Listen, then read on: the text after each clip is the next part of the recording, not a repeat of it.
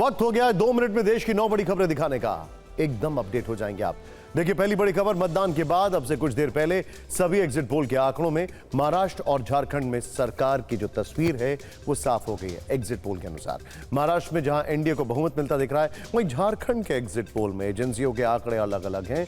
किसी पोल में एनडीए की सरकार बनती दिख रही है तो किसी में इंडिया गठबंधन को बहुमत मिलता दिख रहा है। दूसरी बड़ी खबर, यूपी उपचुनाव में समाजवादी पार्टी के आरोपों पर चुनाव आयोग ने एक्शन लेते हुए मुजफ्फरनगर, कानपुर और मुरादाबाद में 7 पुलिसकर्मियों को सस्पेंड कर दिया। अखिलेश यादव ने वीडियो पोस्ट कर पुलिसकर्मियों पर लोगों को वोट देने से रोकने का आरोप लगाया था। बड़ी खबर, महाराष्ट्र में वोटिंग के बीच बिटकॉइन विवाद में ईडी ने छत्तीसगढ़ में छापे मारे। बीजेपी ने सुप्रिया सुले और नाना पटोले पर बिटकॉइन घोटाले का आरोप लगाया। इस पर सुप्रिया सुले ने कहा कि बीजेपी झूठ फैला रही है, तो नाना पटोले ने मानहानि का केस करने की बात कही। वहीं बीजेपी का कहना है कि महाविकास आघाड़ी ने गबन के पैसे का इस्तेमाल किया। बड़ी खबर, 25 नवंबर से शुरू होने जा रहे संसद के शीतकालीन सत्र में वक्फ संशोधन बिल और one nation one election bill पेश हो सकता है। सरकार पर जम्मू कश्मीर को पूर्ण राज्य का दर्जा देने का प्रस्ताव लाने का भी दबाव है। ऐसे में सत्र को सुचारू रूप से चलाने को लेकर रविवार को सभी दलों की बैठक बुलाई गई है। एक और बड़ी खबर आ रही है, सैनिकों के पीछे हटने के बाद भारत और चीन के रक्षा मंत्रियों ने आज लाओस में द्विपक्षीय वार्ता की। रक्षा मंत्रालय ने इसकी जानकारी दी है। दोनों मंत्रियों के बीच ये बैठक 50 मिनट तक चली है।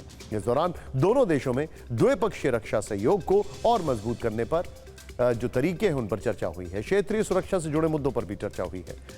कल वृंदावन में धर्म संसद का आयोजन होगा। इसके लिए देश भर से साधु संत, महंत और महामंडलेश्वर वृंदावन पहुंच रहे हैं। धर्म संसद में श्री कृष्ण जन्मभूमि को मुक्त कराने के साथ गाय को राष्ट्र माता घोषित करने के मुद्दे पर मंथन होगा। और बड़ी खबर आ रही है, भारतीय महिला हॉकी टीम ने चीन को हराकर इतिहास रच दिया है। महिला टीम ने चीन को एशियंस चैंपियंस ट्रॉफी के फाइनल में 1-0 से हरा दिया है। भारत के लिए मैच का एकमात्र गोल दीपिका ने किया और उनके गोल की मदद से ही भारत खिताब जीतने में सफल रहा। दिल्ली एनसीआर में आज भी प्रदूषण का खतरनाक स्तर रिकॉर्ड किया गया है। कई इलाकों में AQI 500 के पार रहा। दिल्ली सरकार ने सरकारी दफ्तरों में वर्क फ्रॉम होम का फैसला किया है।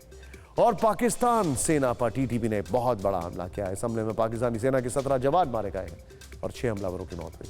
तहरीक-ए-तालिबान पाकिस्तान ने यह हमला खैबर पख्तूनख्वा में बन्नू चेक पोस्ट पर किया। पाकिस्तानी सेना ने मारे गए अपने जवानों की तस्वीरें जारी की। और बड़ी खबर हम आपको दिखा रहे हैं, महाराष्ट्र और झारखंड में आज शाम को वोटिंग खत्म हुई है। तो आज फिक्र की शुरुआत चुनावी खबरों और एग्जिट पोल से निकलकर आई इनसाइड स्टोरी से करते हैं। नतीजे तो 23 नवंबर को आएंगे, लेकिन अलग अलग एजेंसियों के पोल्स क्या संकेत दे रहे हैं, उनके निचोड़ जो है वो जल्दी से आपको बिग पॉइंटर्स में बता देते हैं। इसके बाद आंकड़े भी दिखा देंगे। देखिए, पहले तो आप ये समझिए कि सभी एजेंसियों के एग्जिट पोल में महाराष्ट्र में बीजेपी प्लस को विनर के रूप में दिखाया जा रहा है अक्रॉस द बोर्ड। ये सभी एजेंसियों के एग्जिट पोल में महाराष्ट्र में दोबारा महायुति की सरकार बनने का अनुमान लगाया जा रहा है अक्रॉस द बोर्ड। सभी एजेंसियों के एग्जिट पोल में झारखंड की तस्वीर पर 2 अलग अलग अनुमान हैं। कुछ एजेंसियां एनडीए को बहुमत दिखा रही हैं, जबकि कुछ एजेंसियां इंडिया गठबंधन की सरकार बनाने का अनुमान लगा रही हैं।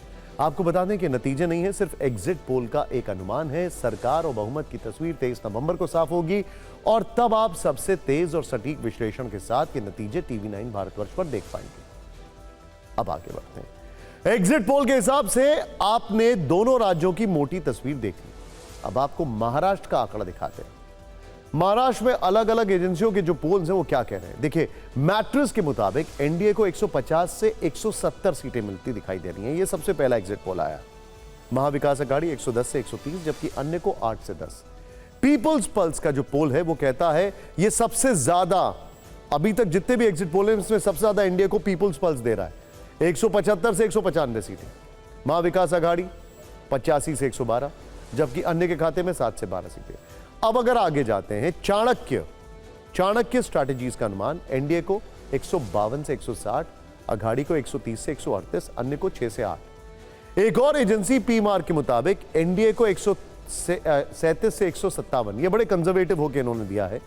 एमवीए को 126 से 146, जबकि अन्य को 2 से 8 सीटें। कुल मिलाकर तस्वीर यह है कि 288 सीटों वाली विधानसभा में, जैसा हमने आपसे कहा था पहले, एग्जिट पोल के आंकड़ों में बहुमत एनडीए के पक्ष में दिखाई दे रहा है। ये देखिए, पोल्स ऑफ पोल्स आपको दिखाई दे रहा है। हालांकि इन आंकड़ों में मजबूत विपक्ष की तस्वीर साफ दिख रही है।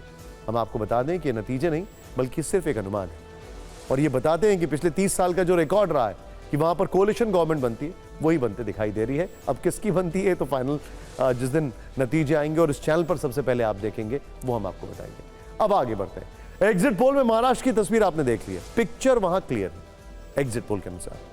लेकिन झारखंड 81 सीटों वाले झारखंड में तस्वीर बटी बटी है। एजेंसियों के एग्जिट पोल के अनुमान अलग अलग है। झारखंड में एक्सिस माई इंडिया का अनुमान है एनडीए को 25 सीटों के साथ फिर से विपक्ष में बैठना पड़ सकता है और ये सबसे कम सीटें इसमें एनडीए को दी गई है एक्सिस माई इंडिया के अनुसार। जबकि इंडिया गठबंधन 53 सीटें लेकर सत्ता में वापसी कर सकता है। लेकिन मैट्रिक्स का आंकड़ा जो है वो अलग। मैट्रिक्स के मुताबिक एनडीए को 42 से 47 सीटें, इंडिया गठबंधन को 25 से 30 सीटें। जेवीसी के एग्जिट पोल में यह अनुमान करीब एनडीए को 40 से 44 और इंडिया गठबंधन को 30 से 40 सीटें। पी मार्क के आंकड़े ये बता रहे हैं कि एनडीए के खाते में 31 से 40 और इंडिया गठबंधन के खाते में 37 से 47 सीटें जा सकती हैं। लेकिन याद रहे कि ये सिर्फ और सिर्फ एग्जिट पोल के आंकड़े हैं, अंतिम नतीजे नहीं हैं। अंतिम नतीजे सबसे पहले इस चैनल पर 23 नवंबर को आएंगे। लेकिन मोटी तस्वीर यह है कि झारखंड में बहुमत किसे मिलेगा, इसे लेकर एग्जिट पोल करने वाली एजेंसियों का अनुमान अलग अलग है। महाराष्ट्र और झारखंड में एग्जिट पोल के आंकड़े आपने देख लिए, लेकिन अलग अलग दल और गठबंधन के नेताओं की इस पर क्या प्रतिक्रिया है, उन्हें क्या भरोसा है, 23 नवंबर को उनके अनुसार नतीजे क्या होंगे। हमने इस पर रिएक्शन वाली एक रील तैयार की है, उनके दावे आपको सुनना चाहिए।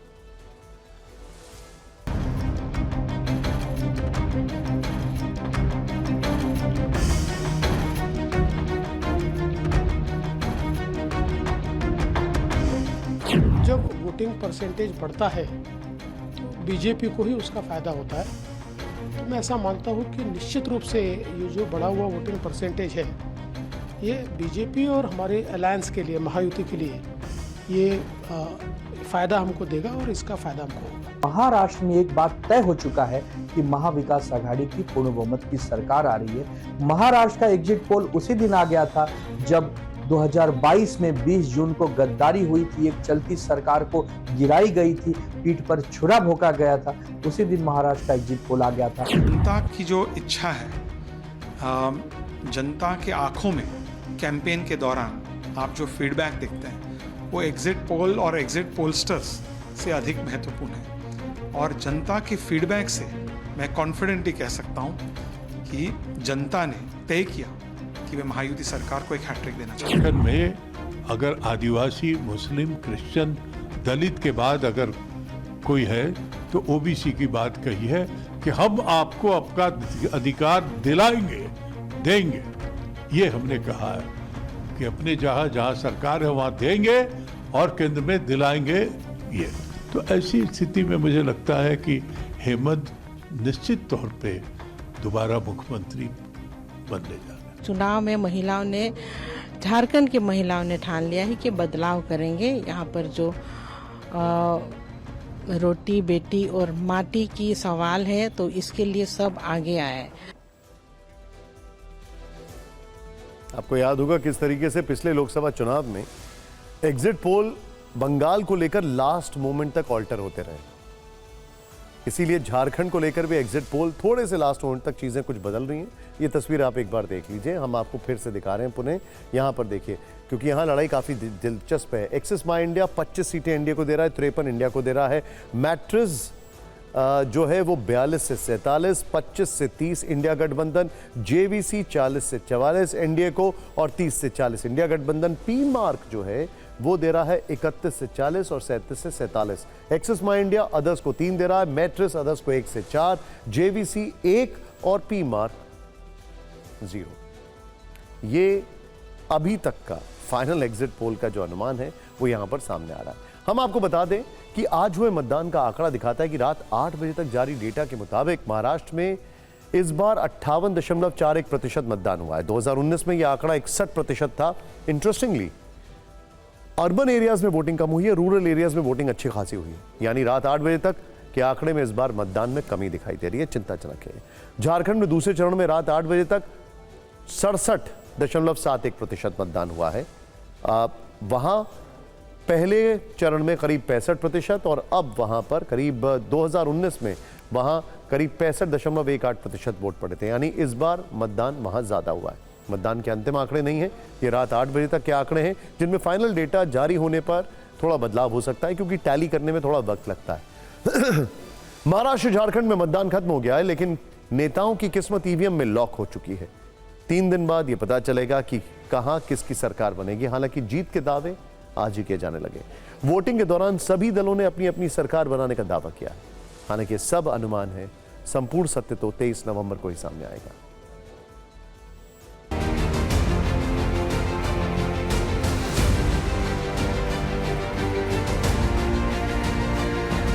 जो महायुति ने काम किया है, जो कल्याणकारी योजनाएं, जो विकास, उसके बलबूते पे आने वाली सरकार जो है मजबूत पंपिंग मेजोरिटी की, ये महायुति की होगी। महाराष्ट्र में और जो हम लोग रिपोर्ट ले रहे हैं तो वो महाविकास आघाड़ी के ही साइड में पूरा रिपोर्ट है। महाराष्ट्र में बड़ी संख्या में महाविकास आघाड़ी के एमएलए चुन के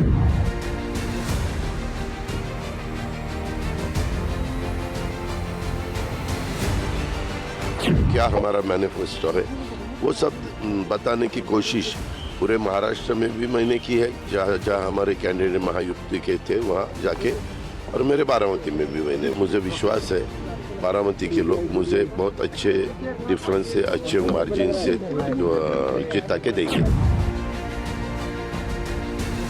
महाराष्ट्र के विकास के लिए और यहाँ के गांव, गरीब, मजदूर, किसान के कल्याण के लिए अच्छी सरकार और अच्छा नेतृत्व यही महाराष्ट्र के भविष्य को बदल सकता है। मेरा विश्वास है कि इस समय निश्चित रूप से हम लोग अच्छी मेजोरिटी मिलाकर चुनाव जीतेंगे। शिवसेना उद्धव की सीट उसके जो पार्टी है, तो उद्धव की पार्टी में मैं काफ़ी अभी क्या 10-15 भी नहीं आएंगे।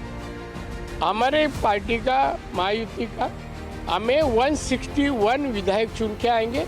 फिर सत्ता पे यहाँ भारतीय जनता पक्ष, शिवसेना, शिंदे गुट और हमारे अजीत पवार की सत्ता आएगी। जिस तरीके से आपने पहले चरण में वोटिंग देखा है और हमारी लोगों का और खास करके हमारी महिलाओं का, नारी शक्ति का देखा, आप समझ सकते हैं कि पूरी ताकत से हमारी आधी आबादी हेमंत सोरेन जी को और खास करके हमारे महागठबंधन को पूरे ताकत के साथ मजबूती दे रही है। रिजल्ट अभी दिखाई दे रहा है। बीजेपी एनडीए की सरकार बन रही है, जनता गुस्से में है और इसलिए जेएमएम कांग्रेस के भ्रष्ट और जन विरोधी गठबंधन को हरा रही है। पूरा विश्वास है कि वहां पर हम लोग अच्छा परफॉर्म करेंगे और एमपी की सरकार बनेगी। महा एग्जिट पोल के आंकड़े आपने देख लिए। अब आपको एक दिलचस्प इतिहास बताते हैं, क्योंकि जब जब महाराष्ट्र में चुनाव होता है तो सबके मन में एक ही सवाल होता है, 36 सीटों वाले मुंबई का किंग कौन होगा? आखिर सबकी निगाहें माया नगरी के ऊपर ट्रेंड क्यों करती रहती है? इस सवाल का जवाब हम आपको आंकड़ों के जरिए देते हैं। मुंबई को महाराष्ट्र की सत्ता का गेटवे कहा जाता है। पिछले कई वर्षों का राजनीतिक इतिहास इस बात का गवाह है कि जो मुंबई में जीता उसी ने सूबे में राज किया। 1978 से लेकर आज तक, यानी 40 साल से परंपरा कायम है। शायद इसीलिए टिकट बंटवारे में भी बीजेपी और शिवसेना के बीच मुंबई के लिए होड़ लगी रही। एक फैक्ट यह भी है कि मुंबई में कमजोर होते ही कांग्रेस राज्य की सत्ता से बाहर हो गई, जबकि मुंबई में अपना जनाधार नहीं बना पाने के कारण ही शरद पवार और अजीत पवार महाराष्ट्र की सत्ता के स्वाभाविक दावेदार नहीं बन पा रहे। अब तक के चुनावी आंकड़े तो यही बताते हैं। 1978 में जनता पार्टी के सबसे ज्यादा विधायक चुनकर आए थे। इन्हीं विधायकों के दम पर महाराष्ट्र में पूर्वगामी लोकशाही दल की सरकार महाराष्ट्र में बनी थी। तब मुंबई में 28 सीटों पर जनता पार्टी जीती थी। फिर 1980 से 1985 तक मुंबई में कांग्रेस का सिक्का चला तो वो सिंहासन पर निर्विवाद रूप से काबिज रही। 90 के दशक में शिवसेना बीजेपी के गठबंधन ने कांग्रेस को चुनौती दे दी और मुंबई पर कब्जा करना शुरू कर दिया। 5 साल के भीतर 1995 में जब शिवसेना बीजेपी को महाराष्ट्र की कुर्सी मिली, तब मुंबई की 30 सीटों पर उनका ही कब्जा था। 1999 में भी 19 सीटों पर जीत के साथ मुंबई पर शिवसेना बीजेपी का ही वर्चस्व था। 2004 और 2009 में राज्य में कांग्रेस एनसीपी सरकार तब बनी जब मुंबई में कांग्रेस को कामयाबी मिली। 2004 में इस गठबंधन ने 19 सीटें जीती, जबकि 2009 में 20 सीटें हासिल हुई थी। 2014 में केंद्र में परिवर्तन के बाद मुंबई का सियासी सीन फिर बदल गया। तब बीजेपी को 15 और शिवसेना को 14 सीटें मिली, यानी 36 में से 29 सीट इन दलों के खाते में गई और सरकार भी उन्हीं की बनी। 2019 में मुंबई की सर्वाधिक सीटें जीतकर बीजेपी शिवसेना राज्य में सरकार के पहले हकदार बने थे। हालांकि बाद में दोनों के रास्ते अलग हो गए। तब दोनों ने मिलकर 36 में से 30 सीटें हासिल की थी। शायद इसीलिए इस बार मुंबई में टिकट बंटवारे में महायुति की तरफ से बीजेपी और शिंदे गुट का पूरा जोर रहा, तो उधर विपक्ष में उद्धव गुट बढ़त बनाए हुए हैं। बीजेपी यहां 18 जबकि शिंदे गुट 14 सीटों पर लड़ रही है। वहीं उद्धव गुट के 22 और कांग्रेस के 10 उम्मीदवार मैदान में। वैसे आपको याद होगा कि मुंबई की सीटों को लेकर महाविकास अघाड़ी में काफी खींचतान चली। आपको बता दें कि मुंबई की 36 में से 11 सीटें ऐसी हैं जहां शिवसेना के ठाकरे और शिंदे गुट के उम्मीदवार एक दूसरे के खिलाफ लड़ रहे हैं। इन सीटों पर शिवसैनिकों में सीधी टक्कर है। वैसे भी मुंबई बीजेपी और शिवसेना का गढ़ रही है। बड़ा अच्छा डेटा है आपके सामने हम लेकर आए। मायानगरी मुंबई बॉलीवुड की भी नगरी है। जाहिर है जब यहां सितारे रहते हैं तो वोटिंग में सितारों का मेला भी दिखता है। सलमान खान, अक्षय कुमार, माधुरी दीक्षित, देओल परिवार, सुनील शेट्टी, रितेश देशमुख, फरहान अख्तर, लिटिल मास्टर सचिन तेंदुलकर भी मतदान केंद्र पर दिखे। लोकतंत्र के इस पर्व पर फिल्म स्टार्स ने क्या क्या कहा, यह भी सुनिए।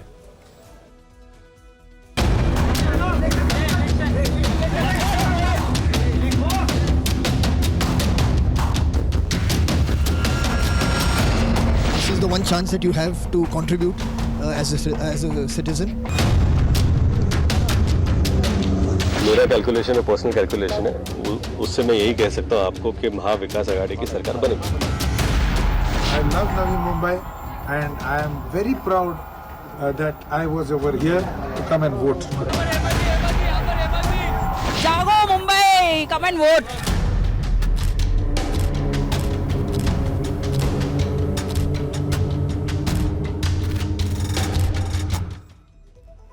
चुनावी फिक्र के बाद अब आपको लेकर चलते हैं वॉर फ्रंट पर। रूस यूक्रेन युद्ध का आज 1000वां दिन है। यह चैनल पहले दिन बल्कि उससे भी पहले से आज तक लगातार आपको एक एक डिटेल दे रहा है और सबसे आगे रख रहा है।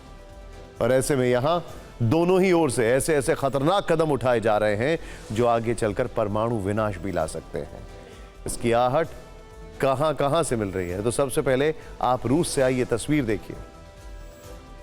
रूस में इन दिनों न्यूक्लियर रेजिस्टेंट मोबाइल शेल्टर्स तेजी से बनाए जा रहे हैं। इन शेल्टर्स को ट्रकों के जरिए कहीं भी ट्रांसपोर्ट किया जा सकता है। रूस का दावा है कि शिपिंग कंटेनर जैसा दिखने वाला यह शेल्टर परमाणु हमले के दौरान लोगों को शॉकवेव से बचाएंगे, वहीं 48 घंटे तक लोगों को रेडिएशन से भी बचाएंगे। आपको बता दें कि कुछ ऐसी ही तैयारी इन दिनों यूरोप के भी कई देशों में चल रही है। कई यूरोपीय देश न्यूक्लियर वॉर के खतरे से अलर्ट होने लगे हैं। बुकलेट बांटी जा रही है वहां पर। द मिरर ऑफ यूके के अनुसार परमाणु युद्ध छिड़ने की आशंका के बीच स्वीडन सरकार ने अपने हर एक नागरिक के घर जाकर उसे अलर्ट किया है, उसे पैम्फलेट बल्कि बुकलेट बांटे हैं जिसमें नागरिकों को शेल्टर में जाने की सलाह दी गई है। नॉर्वे ने भी अपने नागरिकों के बीच इमरजेंसी पैम्फलेट बांटे हैं जिसमें लोगों को परमाणु युद्ध के बारे में समझाया गया है। इसके साथ ही आपातकाल स्थिति में 1 सप्ताह तक भोजन और पानी की व्यवस्था करने की सलाह दी गई है। ये वो कंट्रीज हैं जो दुनिया में सबसे खुश मानी जाती हैं, जिनमें लाइफ सबसे अच्छी मानी जाती है, वो अभी थर-थर कांप रहे हैं। डेनमार्क ने पहले ही अपने नागरिकों को राशन, पानी और दवाओं का स्टॉक रखने के लिए ईमेल भेजा है ताकि परमाणु हमले की स्थिति में 3 दिन के लिए इमरजेंसी व्यवस्था कर सकें। अब ये नौबत क्यों आ सकती है, तो इसे समझने के लिए आपको यूक्रेन की ओर से उठाए गए एक विनाशक कदम के बारे में जानना होगा। यूक्रेन ने इस युद्ध में पहली बार अमेरिका से मिली हुई लॉन्ग रेंज मिसाइलें रूस पर दागी हैं, जिससे पुतिन नाराज हैं, बहुत नाराज हैं, और रूस ने सीधे अमेरिका से बदला लेने की चेतावनी दी।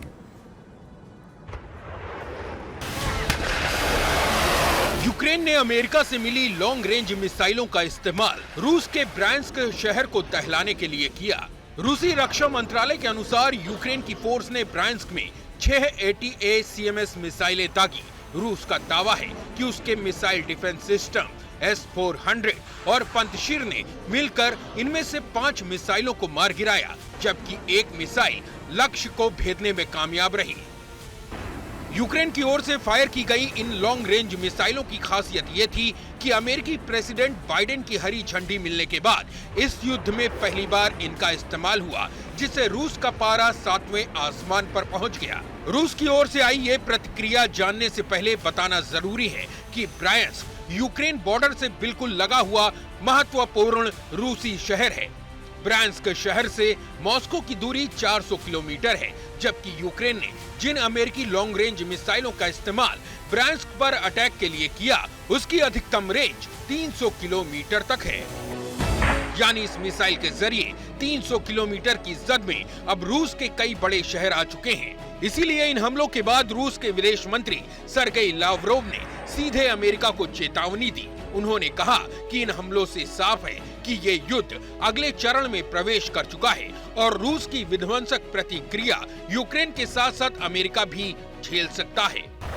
इन लॉन्ग रेंज मिसाइलों से किए गए हमलों के बाद रूस सीधे तौर पर अमेरिका को जिम्मेदार ठहरा रहा है। ये भी कह रहा है कि ऐसा करके अमेरिका ने जानबूझकर युद्ध में सीधी एंट्री ली है। लेकिन जेलेंस्की ने इन हमलों के बाद क्या कहा, उनके बयान पर भी गौर करना होगा।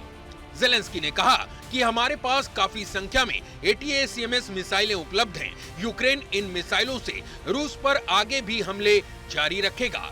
टाइम्स के हवाले से रूसी चैनल रशियन टुडे ने जानकारी दी है कि यूक्रेन को अमेरिका से 50 ATACMS मिली हुई हैं और जेलेंस्की ने बारी बारी से इनके इस्तेमाल की छूट रूस के अहम ठिकानों को तबाह करने के लिए दे दी है। अब सवाल है कि इन हमलों पर रूस का जवाब क्या हो सकता है, तो इसे समझने के लिए रूस की न्यूक्लियर पॉलिसी में हुए बड़े बदलावों को जानना होगा। प्रेसिडेंट पुतिन ने एक डिक्री पर साइन करते हुए संकेत दिए थे कि अगर कोई देश जिसके पास परमाणु शक्ति नहीं है, वो किसी न्यूक्लियर पावर वाले देश के सपोर्ट से रूस पर हमला करता है, तो इस हमले को रूस के खिलाफ जंग का ऐलान समझा जाएगा। अगर रूस के खिलाफ बैलिस्टिक मिसाइल का इस्तेमाल हुआ तो जवाब में रूस परमाणु हमला भी कर सकता है।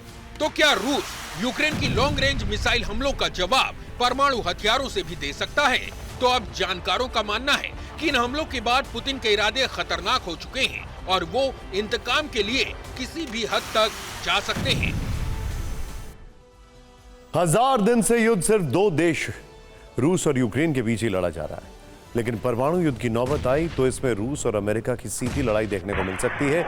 ऐसे में दोनों देशों की परमाणु ताकत को भी जानना चाहिए। Swedish think tank Stockholm international peace research institute यानी सीपरी की वर्ष 2024 की रिपोर्ट कहती है कि रूस और अमेरिका के पास दुनिया के कुल 12,121 परमाणु हथियारों में से लगभग 90% हैं। अमेरिका के पास कुल 5,044 परमाणु हथियार हैं, जबकि रूस के पास कुल 5,580 परमाणु हथियार हैं। इनमें भी अगर न्यूक्लियर वॉरहेड्स की तैनाती की बात करें तो अमेरिका ने कुल 1770 स्ट्रैटेजिक न्यूक्लियर वॉरहेड्स को बैलिस्टिक मिसाइलों में लगाकर ऑपरेशनल अलर्ट की स्थिति में रखा है, जबकि रूस ने 1710 पारंपरिक परमाणु हथियारों को बैलिस्टिक मिसाइलों में अटैक के लिए लोड करके रखा है। बात करें दोनों देशों के टैक्टिकल न्यूक्लियर वेपन की तो अमेरिका के पास कुल 100 टैक्टिकल न्यूक्लियर वेपन है, जबकि रूस के पास 1560 टैक्टिकल न्यूक्लियर वेपन है। टैक्टिकल न्यूक्लियर वेपन की अगर बात करें तो पारंपरिक परमाणु हथियारों की तुलना में कम शक्तिशाली होते हैं, जो एक खास दायरे में शहर को नष्ट करने की क्षमता रखते हैं, यानी इनसे होने वाला विनाश सीमित दायरे में होता है। लेकिन सोचिए कि रूस और अमेरिका में अगर परमाणु युद्ध छिड़ गया तो कितना भयावह हो सकता है। स्विट्जरलैंड की एक संस्था international campaign to abolish nuclear weapon, इस संस्था को 2017 में नोबेल पीस प्राइज भी मिल चुका है। इसने परमाणु बमों की होने वाली तबाही का आकलन किया है। इस संस्था के मुताबिक एक परमाणु बम झटके में टारगेट वाले शहर और आसपास के लाखों लोगों की जान ले सकता है। अगर 10 या सैकड़ों परमाणु बम गिरे तो करोड़ों लोग मारे जाएंगे। रूस और अमेरिका के बीच परमाणु युद्ध छिड़ा तो मरने वालों की संख्या 10 करोड़ के पार हो जाएगी और परमाणु हमलों से धरती का पूरा क्लाइमेट सिस्टम बिगड़ जाएगा। वैसे इतिहास में सिर्फ एक बार ऐसा हुआ है जब परमाणु बम का प्रयोग हुआ, और वो भी अमेरिका ने किया है। अमेरिका ने सेकेंड वर्ल्ड वॉर के समय जापान के हिरोशिमा और नागासाकी को परमाणु बम से दिलाया था। और जानकार रूस यूक्रेन के बीच बढ़ते तनाव पर ऐसा होने की नौबत दोबारा से देख रहे हैं, क्योंकि इसके पीछे एक बड़ी वजह है ब्रिटेन की former prime minister Liz Truss की किताब, जिसमें बाकायदा ये लिखा हुआ है कि रूस यूक्रेन युद्ध के बाद बहुत क्लोज था यूक्रेन पर परमाणु अटैक करने के करीब। अब भोले के भक्तों के लिए एक शुभ समाचार, अगर सब कुछ ठीक ठाक रहा तो कैलाश मानसरोवर यात्रा फिर से शुरू हो सकती है। ब्राजील में हुए G20 सम्मेलन के दौरान विदेश मंत्री एस जयशंकर की चीन के विदेश मंत्री वांग यी से मुलाकात हुई, जिसमें कई बिंदुओं पर बात हुई है। हम यहां दो प्रमुख मुद्दों कैलाश मानसरोवर यात्रा दोबारा बहाल करने और भारत चीन के बीच डायरेक्ट फ्लाइट सेवा को लेकर बात करेंगे। पहले कैलाश मानसरोवर यात्रा की बात करते हैं, जिसे लेकर G20 में अलग से दोनों देशों के विदेश मंत्रियों में जिक्र हुआ। विदेश मंत्रालय ने दोनों देशों के बीच द्विपक्षीय बातचीत की जानकारी दी। इसी बातचीत में यह मुद्दा उठाया गया, कैलाश मानसरोवर यात्रा पिछले 5 साल से बंद है, जिसे लेकर इस तरह की हाई लेवल मीटिंग शायद पहली बार हुई। LAC पर डिसएंगेजमेंट के बाद ये एक और पॉजिटिव संकेत है। कैलाश मानसरोवर यात्रा हिंदू धर्म में पवित्र तीर्थ यात्रा है। ये तिब्बत के कैलाश पर्वत और मानसरोवर झील की यात्रा को संदर्भित करती है। दोनों ही पवित्र धर्मस्थल माने जाते हैं। कैलाश पर्वत को भगवान शिव का निवास स्थान माना जाता है, जबकि मानसरोवर झील को भगवान ब्रह्मा द्वारा बनाया गया माना जाता है। यह झील तिब्बत के पठार पर स्थित है, जिसकी ऊंचाई लगभग 4590 मीटर है। Excuse me. हिमालय पर्वत का यह इलाका भारत के उत्तरी सीमा के पास है। कैलाश मानसरोवर यात्रा समुद्र तल से 17,000 फीट ऊंचे लिपुलेख दर्रे से होती है। जून में शुरू होने वाली इस पवित्र यात्रा की तैयारी जनवरी से ही होने लगती है। इस यात्रा के दौरान तीर्थयात्री कैलाश पर्वत की परिक्रमा करते हैं और मानसरोवर झील में स्नान करते हैं। ये यात्रा बेहद कठिन है और इसके लिए तीर्थयात्रियों को शारीरिक और मानसिक रूप से तैयार रहना होता है। ये तीर्थयात्रा आमतौर पर 14 से 21 दिनों में पूरी होती है। मुख्य तौर पर इस यात्रा के 3 मार्ग हैं। पहला लिपुलेख दर्रा मार्ग, जो उत्तराखंड से शुरू होकर तिब्बत में प्रवेश करता है। दूसरा नाथुला दर्रा मार्ग, जो सिक्किम से होते हुए तिब्बत में प्रवेश करता है। और तीसरा है शिगात्से मार्ग। ये रास्ता तिब्बत के शिगात्से शहर से शुरू होता है और कैलाश मानसरोवर तक जाता है। अब आप सोच रहे होंगे कि जब तिब्बत ही जाना है तो फिर चीन से बातचीत करने की क्या जरूरत है? आखिर इस यात्रा का चीन से क्या कनेक्शन है? दरअसल कैलाश मानसरोवर यात्रा करने के दौरान चीन की अनुमति जरूरी है, क्योंकि तिब्बत वर्तमान में चीन का एक स्वायत्त क्षेत्र है। इसीलिए वहां जाने के लिए चीनी पर्यटक वीजा लेना होता है। चीनी सरकार ने इस क्षेत्र में यात्रा के लिए नियम और शर्तें निर्धारित की हैं, जिनका पालन करना अनिवार्य है। इसीलिए चीन से वार्ता चल रही है, जिस पर 5 साल पहले ग्रहण लगा था। गलवान झड़प के बाद कैलाश मानसरोवर तीर्थयात्रा बंद हो गई थी। भारत से रिश्ते खराब होने के चलते चीन तीर्थयात्रियों को इजाजत देने से इनकार करने लगा था और 2020 से कैलाश मानसरोवर यात्रा के दोनों आधिकारिक रूट भारतीयों के लिए बंद है। चीन ने न केवल यात्रा की फीस बहुत बढ़ा दी है, बल्कि नियम बेहद सख्त कर दिए हैं। यानी ऐसा मकड़जाल भारतीयों के खिलाफ बुन दिया है, जिसके कारण मानसरोवर यात्रा लगभग बंद हो गई। लेकिन इसका नुकसान चीन को भी उठाना पड़ा है। चीन के पर्यटन से जुड़ी आय का एक बड़ा हिस्सा कैलाश मानसरोवर यात्रा से जुड़ा है, जो बंद हो गया है। चीन में पर्यटन उद्योग से जुड़े लोग भी यात्रा बंद होने से काफी निराश है। अब G20 वाली मुलाकात से चीन का पर्यटन उद्योग भी राहत की सांस ले रहा होगा। आपको बताते हैं कि फिलहाल कैलाश मानसरोवर यात्रा में अलग अलग रूट पर कितने दिन लगते हैं। पहला रूट है उत्तराखंड के लिपुलेख पहाड़ी के रास्ते, जिसमें लगभग 1,60,000 रुपए और 24 दिन लगते हैं। दूसरा रूट है सिक्किम के रास्ते, जहां नाथुला पास से होकर कैलाश पर्वत तक जाना होता है। इस रूट से पूरी यात्रा में लगभग 21 दिन लगते हैं। हर यात्री को लगभग 2 लाख रुपए खर्च करने पड़ते हैं। तीसरा रास्ता नेपाल से, जिसमें शिव भक्त काठमांडू से कैलाश पर्वत तक जाते हैं। जो लोग इससे बचते हुए दूर से दर्शन करने के इच्छुक हैं, उनके लिए उत्तराखंड का कैलाश व्यू पॉइंट भविष्य में एक अच्छा विकल्प बन सकता है। अब आपको बताते हैं कि भारतीयों की मानसरोवर यात्रा से चीन कितना चिढ़ता है। सही मायनों में जिनपिंग शिव भक्तों के कितने बड़े दुश्मन हैं। दरअसल चीन ने कैलाश मानसरोवर यात्रा को लेकर नियम बहुत सख्त कर दिए। उसके बनाए सख्त नियमों के मुताबिक तीर्थयात्रियों को वीजा लेने के लिए शारीरिक रूप से उपस्थित होना होता है, फिजिकली, मतलब खुद होना होगा। ऑनलाइन आवेदन नहीं चलता, यानी यात्री को पहले चीनी दूतावास के चक्कर काटने पड़ेंगे। उसके बाद काठमांडू या दूसरे बेस कैंप पर बायोमेट्रिक पहचान प्रक्रिया से गुजरना पड़ेगा। वीजा पाने के लिए अब कम से कम 5 लोगों का समूह होना जरूरी है। इसमें से 4 लोगों को अनिवार्य तौर पर वीजा के लिए खुद पहुंचना होगा। अगर तीर्थयात्री अपनी मदद के लिए नेपाल से किसी वर्कर या हेल्पर को साथ रखता है तो $300 यानी 24,600 रुपए अतिरिक्त चुकाने होंगे। इस शुल्क को ग्रास डैमेजिंग फी कहा जाता है। चीन का कुतर देखिए, उसने ये नियम ये कहते हुए बनाया कि यात्रा के दौरान कैलाश पर्वत के आसपास की घास को नुकसान पहुंचता है और इसकी भरपाई यात्री और उसके साथ आने वाले लोगों से ही की जाएगी। इस तरह अब भारतीय नागरिकों को यात्रा के लिए 1,60,000 रुपए से लेकर 2 लाख रुपए तक प्रति व्यक्ति खर्च करने होते हैं। 2019 में यह खर्च करीब 90,000 रुपए पड़ता था। यह बड़ा खर्च है। जिसे हर श्रद्धालु वहन नहीं कर सकता। जिनपिंग और उनकी सरकार की यह हरकतें निंदनीय है। शिव भक्त उन्हें इसीलिए कभी माफ नहीं करेंगे। कोई उदार सत्ता होती तो श्रद्धालुओं के लिए इस तरह का प्रपंच नहीं करते। अंत में एक और जानकारी आपको दे देते हैं। कैलाश पर्वत कभी भारत का हिस्सा था, लेकिन आज वो चीन के कब्जे में है, जिस वजह से शिव भक्तों के मन में एक टीस रहती है। कुछ बिंदुओं पर गौर कीजिएगा। 1962 में भारत और चीन के बीच युद्ध हुआ, जिसमें चीन ने कैलाश और मानसरोवर पर कब्जा कर लिया। अब यहां पहुंचने के लिए चीनी पर्यटक वीजा लेना होता है। चीनी सैनिकों की चेकिंग और तरह तरह की सुरक्षा प्रक्रिया के बाद ही मानसरोवर पहुंचा जा सकता है। चीन के मोर्चे पर मानसरोवर यात्रा के अलावा भारत की एक और कूटनीतिक और आर्थिक ताकत दिखी। इस मीटिंग में भारत और चीन के बीच सीधी उड़ान सेवा पर भी चर्चा हुई। कोरोना काल के दौरान इस पर पाबंदी लगी थी। फिक्र में बात उस तस्वीर की जिसमें सेना के में भर्ती के लिए युवाओं का सैलाब उमड़ पड़ा। यह वीडियो पिथौरागढ़ से आया है। यहां प्रादेशिक सेना की भर्ती के लिए देश भर में के युवाओं का हुजूम उमड़ पड़ा। उत्तर प्रदेश, मध्य प्रदेश, ओडिशा, झारखंड, महाराष्ट्र और राजस्थान समेत कई प्रदेशों से युवा टैक्सी और बसों के जरिए पिथौरागढ़ पहुंचे। हालत यह है कि पिथौरागढ़ में हर तरफ युवाओं की भीड़ दिखाई दे रही है। कई युवा तो सड़क, पहाड़ और खेतों में ही रात गुजार रहे हैं। किसी परीक्षा के लिए उमड़ा छात्रों का यह सैलाब हैरान करने वाला है। प्रशासन ने दावा किया है कि शहर में 30 विद्यालयों में छात्रों के रहने की व्यवस्था की गई। 18 जगह लंगर लगाए गए।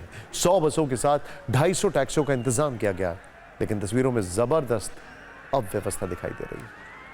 वहीं खबर यह भी है कि इस भीड़ में कुछ छात्र घायल भी हुए हैं। यह तस्वीर बताती है कि सेना में भर्ती के लिए युवाओं का जोश कितना हाई है और उन्हें अपना भविष्य संवारने के लिए एक रोजगार के रूप में सेना की इस भर्ती की कितनी जरूरत है। अब इसका दूसरा वीडियो देखिए। इस वीडियो में उत्तराखंड परिवहन निगम के पिथौरागढ़ डिपो की एक बस दिखाई गई है, जो हल्द्वानी से पिथौरागढ़ की ओर जा रही है। इस बस में एक युवक सीट न मिलने के कारण अपनी जान को खतरे में डालते हुए बस की डिक्की में बैठा नजर आ रहा है। इन तस्वीरों से परिवहन विभाग की व्यवस्थाओं पर सवाल खड़े हो रहे हैं, क्योंकि बीते दिनों अल्मोड़ा में हुए बस हादसे के बाद भी युवा बस के सामान वाली डिक्की में बैठने को मजबूर है। ये तो आप जानते हैं कि टीवी 9 लोकल और ग्लोबल खबरों का नंबर 1 न्यूज नेटवर्क है, और इस बार टीवी 9 के न्यूज 9 ग्लोबल समिट का महामंच जर्मनी में सजने जा रहा है। यह कार्यक्रम 21 से 23 नवंबर तक चलेगा। स्टुटगार्ट जर्मनी का औद्योगिक शहर है। वहां MHP एरिना में कल शाम 4 बजे इस समिट का शुभारंभ होगा। आयोजन के दूसरे दिन यानी 22 नवंबर को शाम 4:30 बजे प्रधानमंत्री मोदी खुद इस समिट को संबोधित करेंगे। 3 दिन तक चलने वाले इस समिट में 10 सेशन होंगे, जिनमें 50 से अधिक अतिथि भारत और जर्मनी के बीच विकास की रफ्तार को बढ़ाने पर मंथन करेंगे। यहां भारत और जर्मनी के संबंधों को मजबूत करने के लिए क्या कुछ होने वाला है, इस पर हम आपको एक इंट्रोडक्शन रील दिखाते हैं।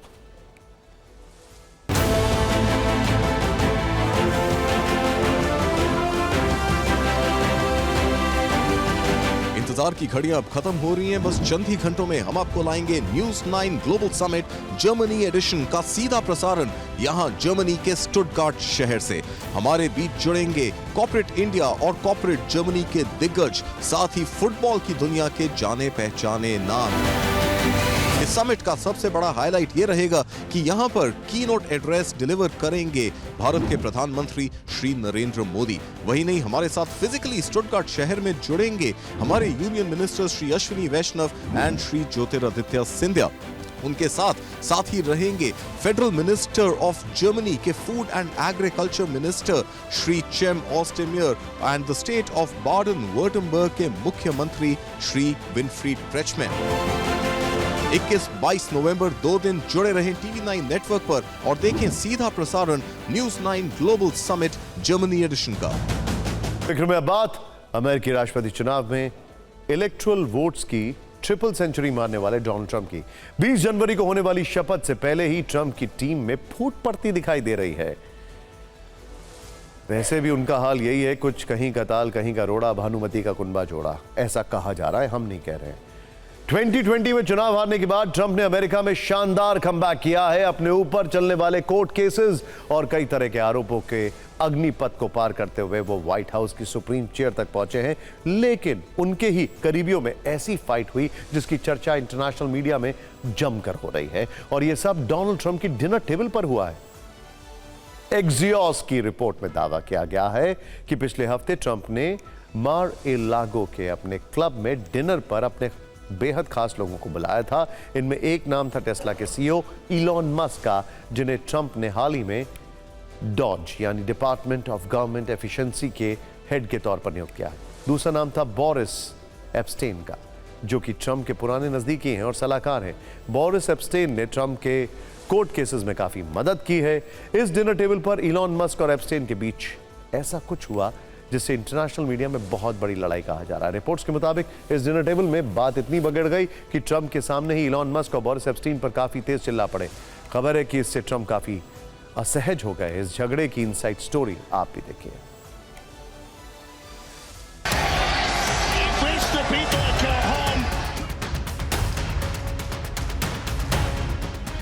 बीस जनवरी को अमेरिका के 47वें राष्ट्रपति पद की शपथ से पहले ही ट्रंप की मुश्किलें बढ़ गई हैं, क्योंकि ट्रंप के दो चहेते आपस में ही भिड़ गए हैं। एक है इलॉन मस्क, जिन्होंने ट्रंप के चुनाव प्रचार में $119 मिलियन उड़ा दिए, और दूसरे हैं बोरिस एप्स्टेन, जो ट्रंप के मुश्किल दिनों के साथी रहे हैं, लेकिन कैबिनेट में नियुक्तियों को लेकर दोनों ही आपस में भिड़ गए। एक्सियोस की रिपोर्ट के मुताबिक अमेरिका के ट्रेजरी सेक्रेटरी के पद को लेकर इलॉन मस्क और बोरिस एप्स्टेन में झगड़ा हुआ। दरअसल ट्रंप के डिनर टेबल पर ट्रेजरी सेक्रेटरी के पद के लिए दो नामों पर चर्चा हो रही थी। पहला नाम है हावर्ड लुटनिक का, जो कि कैंटोर फिट्जगेराल्ड के सीईओ हैं। दूसरा नाम स्कॉट बेसेंट का है, जो कि की स्क्वायर ग्रुप के फाउंडर हैं। हावर्ड लुटनिक इलॉन मस्क के पसंद हैं, जबकि बोरिस एप्स्टेन स्कॉट बेसेंट को पसंद करते हैं। ट्रंप के डिनर टेबल पर बोरिस एप्स्टेन ने जैसे ही स्कॉट बेसेंट का नाम लिया, तब इलॉन मस्क उन पर काफी तेजी से चिल्ला पड़े और फिर बात काफी आगे बढ़ गई। इस तरह ट्रंप के डिनर टेबल पर हुए झगड़े की खबर बाहर आ गई और अगले ही दिन अमेरिका के एक न्यूज़पेपर ने इस खबर को प्रमुखता से छाप दिया। लेकिन ट्रंप तो इलॉन मस्क के रॉकेट लॉन्च में कल ही गए थे ना, तो आप समझ गए होंगे कि वो किसके साथ है।